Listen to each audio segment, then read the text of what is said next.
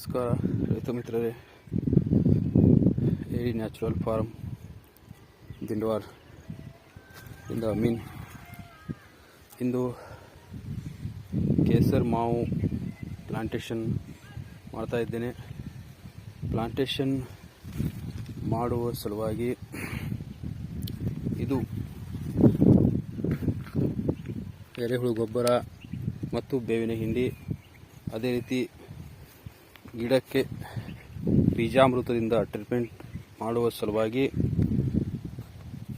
ಇದು ಬೀಜಾಮೃತವನ್ನು ತಯಾರು ಮಾಡಿಕೊಂಡಿದ್ದೀನಿ. ಅದೇ ರೀತಿಯಾಗಿ ಕೇಸರ್ ಮಾವು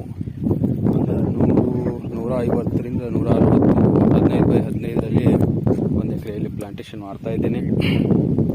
ಈ ರೀತಿಯಾಗಿ 4 ಮಾವಿನ ಮಧ್ಯದಲ್ಲಿ 1 ನುಗ್ಗೆ ಇದೆ ಆಲ್ರೆಡಿ. ಮತ್ತು ಇದು ಪೇರು ಲೈನ್ ಇದ್ದಿದ್ದರಿಂದ ಒಂದು ಆಲ್ಟರ್ನೇಟ್ ಪೇರುವನ್ನು ತೆಗೆದು ಒಂದು ಮಾವು ಮಾಡ್ತಾ ಇದ್ದೇನೆ. ಪೇರು ನೆಮ್ಟೋಡ್ ರೋಗದಿಂದ ಪೇರು ಅದು ಖರಾಬ್ ಆಗಿದ್ದರಿಂದ ಅದನ್ನು ತೆಗೆದು ಅದೇ ಲೈನಲ್ಲಿ ಮಾವು ಮಾಡ್ತಾ ಇದ್ದೇನೆ. ಆ ಪೇರು ಲೈನಲ್ಲಿ ಸಹ ನುಗ್ಗೆ ಹಾಕಿದ್ದೇನೆ, ಕಾಣ್ತಾ ಇದೆಯಲ್ಲ ನಿಮಗೆ. ಈ ರೀತಿಯಾಗಿ ಪೇರು ಲೈನಲ್ಲಿ ಸಹ ನುಗ್ಗೆ ಹಾಕಿದ್ದೇನೆ. ನುಗ್ಗೆ 15-20 ದಿನ ಆಯಿತು ಕಟಿಂಗ್ ಮಾಡಿ. ಒಳ್ಳೆ ಪುನಃ ಇಷ್ಟು ಚಿಗ್ತಿದೆ. ಇದರಲ್ಲಿ ಕೆಲವು ಬ್ರ್ಯಾಂಚ್ಗಳನ್ನು ರಿಮೂವ್ ಮಾಡಿ ಸಾಧ್ಯ ಆದಷ್ಟು 8ರಿಂದ 10 ಬ್ರ್ಯಾಂಚ್ಗಳನ್ನು ಮಾತ್ರ ಬಿಟ್ಕೋಬೇಕಾಗ್ತದೆ. ಅದೇ ರೀತಿಯಾಗಿ 4 ಮಾವಿನ ಮಧ್ಯೆ ಕಾಣ್ತಾ ಇದೆಯಲ್ಲ, 4 ಮಾವಿನ ಮಧ್ಯೆ 1 ನುಗ್ಗೆ, ಮತ್ತು ಮಾವಿನ ಪಕ್ಕದಲ್ಲಿ ಪೇರು ಲೈನಲ್ಲಿ ನುಗ್ಗೆ ಇದೆ. ಅದು ನೈಟ್ರೋಜನ್ ಫಿಕ್ಸೇಷನ್ ಮಾಡ್ತದೆ ನುಗ್ಗೆ. ಆ ಸಲುವಾಗಿ ಮತ್ತೆ ಸ್ವಲ್ಪ ಮಟ್ಟಿಗೆ ಆದಾಯನೂ ಕೊಡ್ತದೆ. ಆ ಕಾರಣದಿಂದ ನುಗ್ಗೆ ಹಾಕಲಾಗಿದೆ. ಇಂದು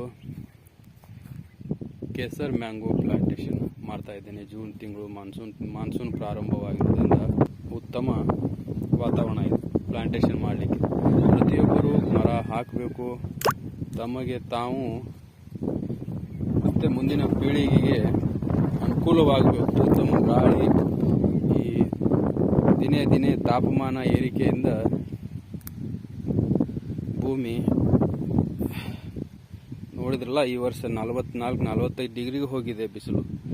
ಅದೇ ರೀತಿಯಾಗಿ ಪ್ರತಿಯೊಬ್ಬ ವ್ಯಕ್ತಿಯ ಇದು ಜವಾಬ್ದಾರಿ. ಹಾಕಿದ್ರಾಯ್ತು, ಬಿಟ್ಟರೆ ಈ ಥರ ಇಲ್ಲ, ಯಾವನು ಹಾಕ್ತಂತು.